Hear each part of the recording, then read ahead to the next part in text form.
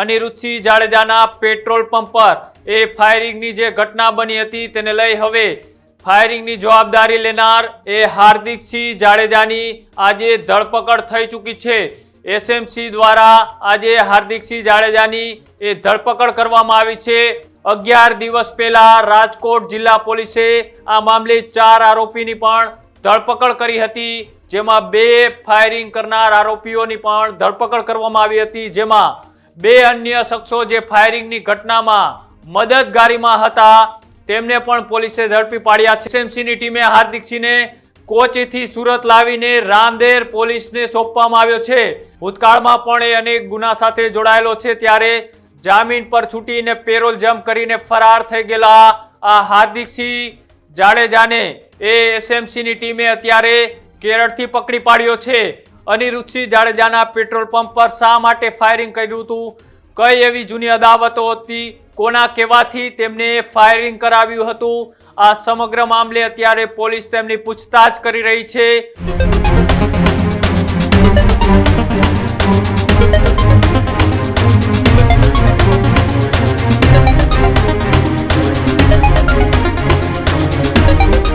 નમસ્કાર, આપ જોઈ રહ્યા છો ન્યૂઝરૂમ અને આપની સાથે છું કૃણાલ। મહત્વપૂર્ણ સમાચાર એ ગોંડલથી સામે આવી રહ્યા છે કે જ્યાં એ થોડા દિવસ પહેલા રીબડાના અનિરુદ્ધસિંહ જાડેજાના પેટ્રોલ પંપ ઉપર જે ફાયરિંગની ઘટના બની હતી, આ ફાયરિંગની ઘટનાની જવાબદારી લેનાર એ હાર્દિકસિંહ જાડેજાની આજે ધરપકડ થઈ ચૂકી છે। ગોંડલના રીબડામાં ફાયરિંગની જે ઘટના બની હતી, અનિરુદ્ધસિંહ જાડેજાના પેટ્રોલ પંપ પર એ ફાયરિંગની જે ઘટના બની હતી તેને લઈ હવે ફાયરિંગની જવાબદારી લેનાર એ હાર્દિકસિંહ જાડેજાની આજે ધરપકડ થઈ ચૂકી છે।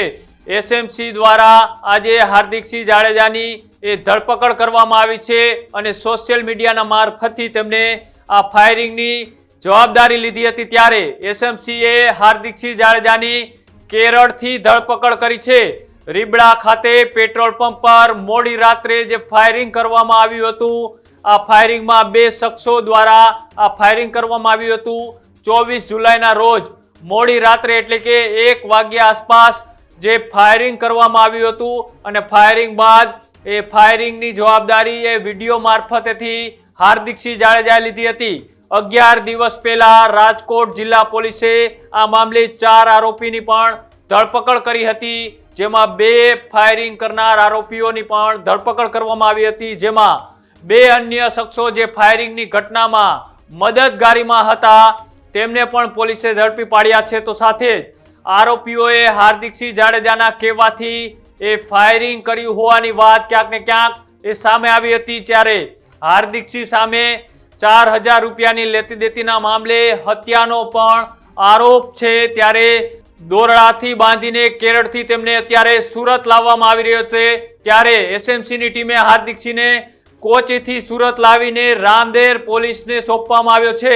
હાર્દિકસિંહ અગાઉ પણ એ મધ્યપ્રદેશ અને ઉત્તર પ્રદેશમાં એ છુપાયો હતો અને મદુરાઈના એક બારમાં હોવાની બાતમી જ્યારે પોલીસ અધિકારીઓને મળી હતી, ત્યારે પોલીસની ટીમ અહીંયાથી દોડતી થઈ હતી અને હાર્દિકસિંહ જાડેજા સામે 12 જેટલા ગુના એ નોંધાયેલા છે, એટલે કે અનેક ગુનાનો તે આરોપીઓ છે। અને હાર્દિકસિંહે જ્યારે વિડીયો મારફતે આ ફાયરિંગની જવાબદારી લીધી હતી ત્યારથી એ પોલીસે પોતાના ચક્રો ગતિમાન કરી અને તેમને પકડવા માટે અનેક જગ્યાએ દરોડા પાડ્યા હતા, પણ પોલીસને જે પાકી બાતમી મળી હતી તેના આધારે કેરળથી તેમની આજે ધરપકડ કરવામાં આવી છે અને તેમને સુરતના રાંદેર પોલીસને સોંપવામાં આવ્યો છે। ભૂતકાળમાં પણ એ અનેક ગુના સાથે જોડાયેલો છે, ત્યારે જામીન પર છૂટીને પેરોલ જમ્પ કરીને ફરાર થઈ ગયેલા આ હાર્દિકસિંહ જાડેજાને એ એસએમસીની ટીમે અત્યારે કેરળથી પકડી પાડ્યો છે।